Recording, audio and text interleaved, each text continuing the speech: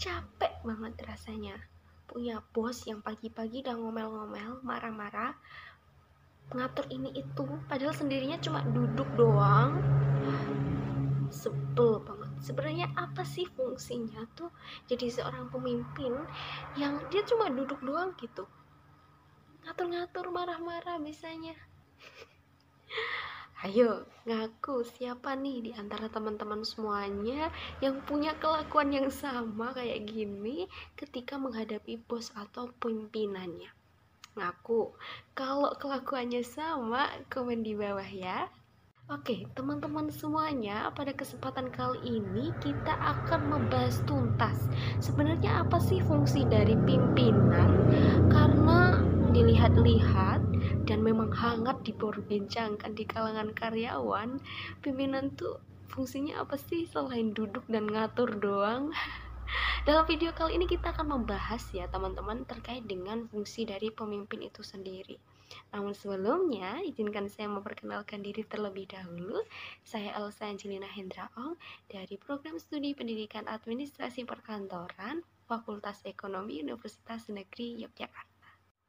Teman-teman, pada kesempatan kali ini kita akan membahas fungsi dari pemimpin yang mana fungsinya itu memang banyak sekali. Namun dalam kesempatan kali ini kita akan membahas 4 fungsi utama dari seorang pemimpin. Pasti teman-teman penasaran kan apa 4 fungsi itu? Langsung saja tonton videonya sampai akhir ya. Teman-teman semuanya, 4 fungsi utama seorang pemimpin itu adalah yang pertama, memberdayakan pengikut, yang kedua, mewakili sistem sosial, yang ketiga, ada manajer konflik, dan yang keempat, ada membelajarkan organisasi. Nah, kita akan membahasnya satu persatu lebih detail ya, teman-teman semuanya. Untuk pembahasan yang pertama, yaitu memberdayakan pengikut.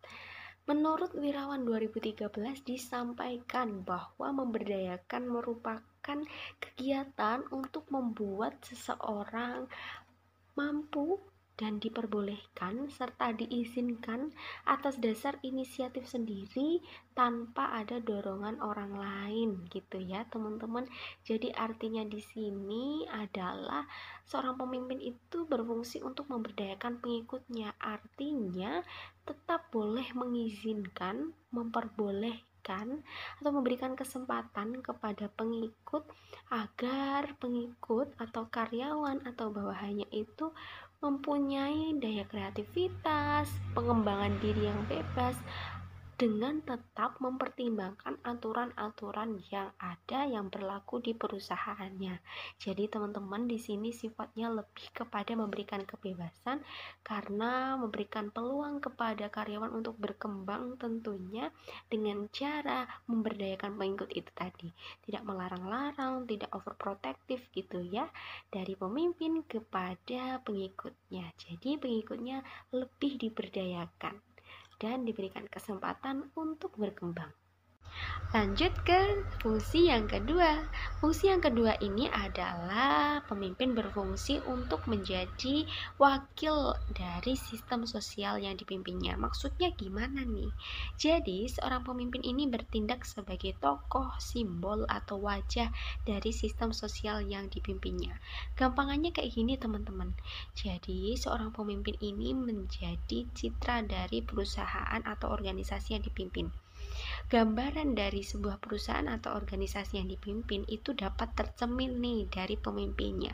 Jadi biasanya nih kalau dari pihak luar atau seseorang di luar perusahaan atau organisasi memandang penampilannya misalnya, penampilan dari pimpinannya misalnya, kok itu bos dari itu kok penampilannya kayak gitu, pasti perusahaannya biasa aja. Nah itu gambaran dari contoh mewakili sistem sosial. Jadi teman-teman semuanya, bagi teman-teman yang pengen jadi seorang pemimpin atau bahkan sudah menjadi seorang pemimpin, perhatikan juga ya, salah satunya juga penampilan nih. Bahkan juga dapat dilihat loh dari watak, karakter, bagaimana hubungan dengan pihak luar, bagaimana hubungannya dengan sesama manusia, dan masih banyak lagi. Jadi perhatikan fungsi kedua ini. Nah, lanjut ke fungsi yang ketiga. Fungsi yang ketiga ini adalah berfungsi sebagai manajer konflik. Sudah pasti jelas ya teman-teman semuanya bahwasanya seorang pemimpin itu harus mampu dan berfungsi sebagai manajer konflik di sebuah perusahaan atau organisasi yang dipimpinnya. Jadi kan dalam sebuah organisasi atau perusahaan itu kan terdapat perbedaan baik ras, agama, karakter, dan masih banyak lagi.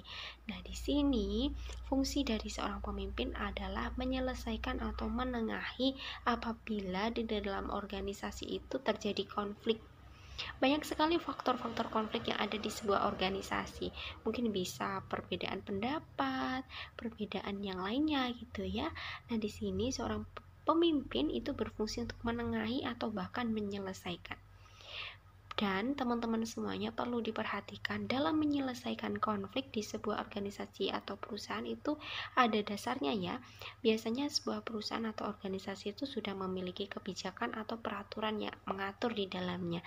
Nah, untuk membantu menyelesaikan ada baiknya jika berdasarkan peraturan atau ketentuan yang sudah ditetapkan sebelumnya dalam organisasi.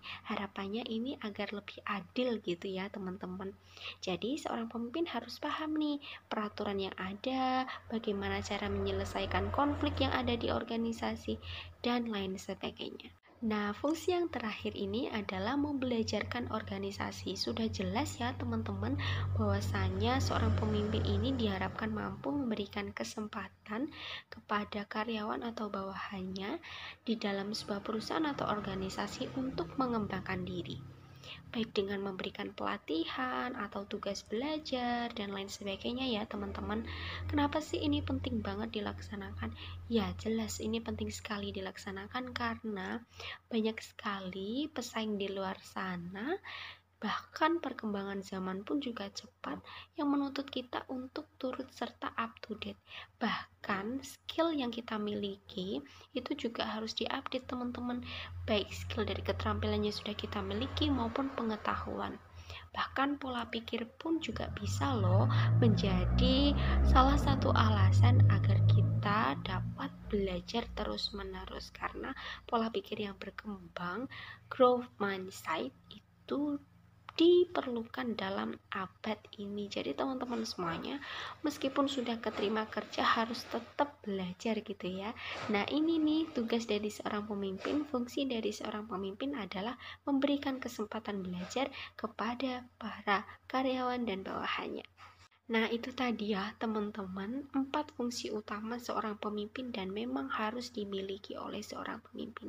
Yang pertama adalah seorang pemimpin berfungsi untuk memberdayakan pengikut, menjadi wakil sosial dari sistem sosial yang dipimpinnya, menjadi manajer konflik, dan yang terakhir adalah membelajarkan organisasi.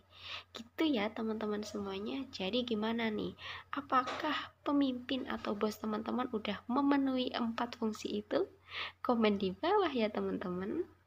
Oke teman-teman, itu tadi ya 4 fungsi utama dari seorang pemimpin. Luar biasa, sangat menarik untuk dibahas.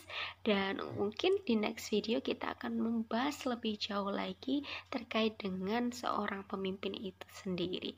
Nah dalam video ini sampai di sini dulu. Terima kasih sudah menyaksikan video ini sampai akhir. Saya akhiri ya. Terima kasih teman-teman semuanya dan sampai jumpa di video selanjutnya. Bye.